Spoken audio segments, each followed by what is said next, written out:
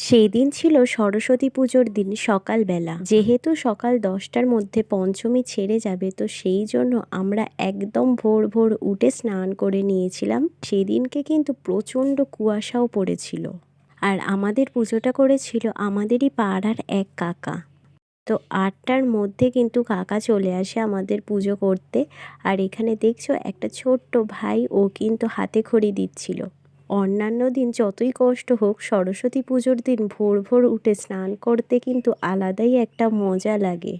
তারপর পুজো কমপ্লিট হয়ে গেলে এখানে আমরা সকলকে প্রসাদ দিয়ে দিচ্ছিলাম, আর এখানে আমরা কিন্তু নিজেরাও একটু প্রসাদ খেয়ে নিচ্ছিলাম।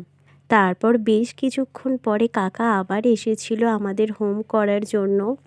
আর এদিকে পিয়া এতই মিষ্টি খেতে পছন্দ করে যে এখানে মিষ্টির রসটা ছিল সেটাও দিব্যি খেয়ে নিচ্ছিল।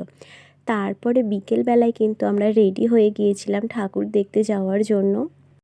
আর এটা হচ্ছে আমাদের পুরো প্যান্ডেলটা।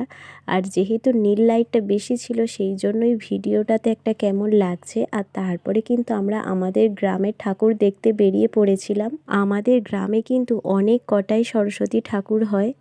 যেহেতু সরস্বতী পুজোর মধ্যে অনেকটাই আমরা ব্যস্ততায় থাকি, তো সব কটা ঠাকুর আমাদের দেখে ওঠা হয়নি। তো এর মধ্যে যে কটা ঠাকুর আমরা দেখতে পেরেছি সে কটাই তোমাদের সাথে শেয়ার করছি।